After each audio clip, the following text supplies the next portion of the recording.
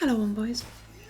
Soulframe Preludes 8 is out now, and in this video I'm going to go over the details. So that's going to include character customization, how to get to the Silent Rose Enclave, how to start the wolf quest for the new Pact, and then finish up with some notable changes and my thoughts on the patch. First up is character customization, which happens through the War Songs Fable. This will just happen if you make a new character, but if you're already playing, go to the Nightfold and speak to Orengall to open your codex and replay the War Songs Fable. This will take you through a short interactive cutscene that you define how you remember your mother, and your character is based on that. I'm sure we'll get some more customization later, but that's all we have for now. Next up is the Silent Rose Enclave. First you need to head to Garen's Shrine to find the invitation to the Enclave, and once you've done that you need to head west to Salzabrim. Head through the town and at the back you'll find what looks like an entrance to a mine. When you get there, take a right and look for the door that has a rose on it. Once you're in the main hall, stay on the left and head all the way to the back and you'll see a sign for the Dripping Flagon, and here you'll meet Lady Diora, who will give you targeted sparrow's tails. You sometimes get to see other envoys in here too.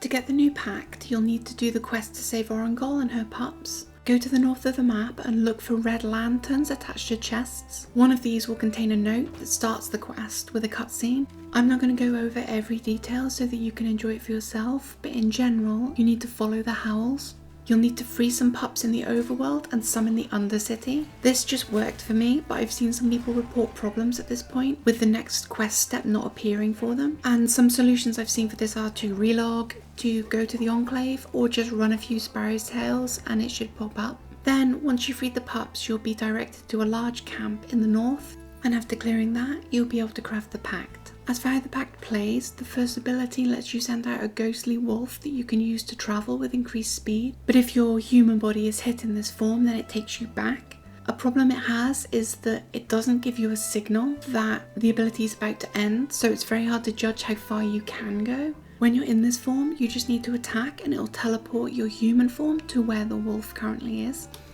The second ability summons a wolf minion that can draw some aggro for you and do a bit of damage. I find it most useful for using a bow, but I mean, who uses bows? The third ability is Howl.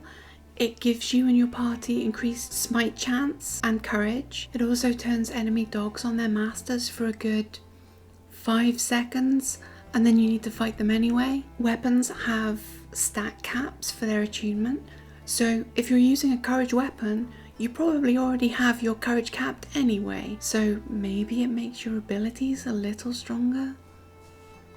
One nice thing it does have is that it turns your kick into a comboable move. It counts as the first strike in a combo, and that lets you chain it to a degree, so you can do cheesy things like this to these guys. The arts are fairly unremarkable, with the same kind of notes that are in all of the other pacts. The only interesting one really being Feral, which gives a chance for Orengall to show up and one-shot something, but it's really unreliable even when you've got it maxed. I have seen people report that it also increases your weapon damage, but it doesn't seem like it's by enough to justify putting a bunch of points into it. I suppose it could be quite good if you're playing in a large party and you're stacking people that are summoning things. If minions count as allies, then that could be quite good maybe. One thing I think is fairly strong is the ultimate. It is very good at shredding a single target. However, I feel like a lot of the power from a pact is in how it grants you the capability of dealing with groups of enemies, which this pact really lacks compared to the others. In general, I think it's an interesting idea, but really undertuned, and probably will need to see changes in the future.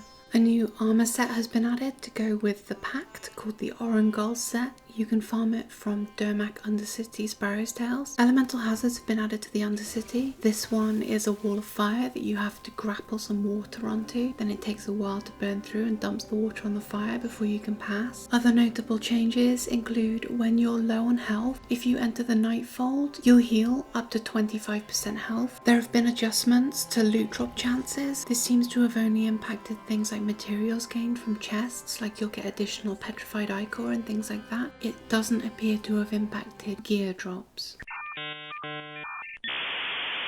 There have been updates to lighting.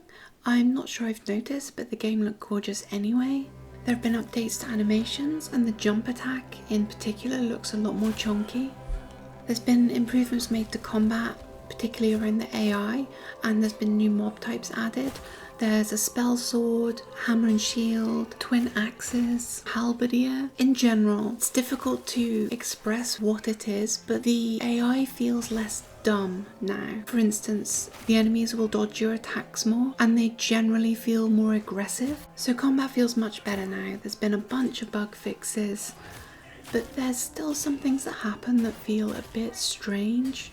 It just seems like a weird place to go on fire. It's a very weird place to go on fire. They've also added these voltaic arena cage ambushes. Drop your weapons, you are surrounded by armed bastards! On yours! So you need to defeat all of the enemies in here and then you can go free. It's a pretty nice way to spice up the travel of the overworld to suddenly get jumped. So I really like these and I hope we can get more things like this in the future. Something else I've noticed is I haven't managed to heavy parry a kick since the patch. So I might be high on copium, but I'm pretty sure you can't heavy parry kicks anymore. Let me know if I'm wrong. But if this is true, this is a dreadful decision. It needs to be reverted and DE are bad people for making this change. What I am hoping, however, is you can parry back fists still. That's the banneret's version of a kick, so hopefully it's just a bug and they are actually good people at DE, but we'll see. To wrap up, I really enjoyed the quest. It was touching and cool, and I'd love to see more quests like that in the future. But while the quest was great, it was short. If I'm honest, I was kind of hoping for more. The tasks that Diora gives us are just existing Sparrow's Tales, and at the moment they're super bugged, but that's really an aside because I'm sure that's going to be fixed swiftly. However, there's nothing really new to do. Target farming items is still a nightmare, but combat is generally better. The AI feels better, there's more variety, but I hate not being able to parry kicks. Again, if I'm wrong about this, please let me know, but it's something I'm pretty used to at this point. Overall, I think it was a good patch. I just wish there was a bit more, but wanting more of a good thing is a good problem to have, I guess. So yeah, that's everything. I'm gonna put the full patch notes in the description, so you'll find that just underneath the like button. And that's everything. Thank you for watching. Bye bye.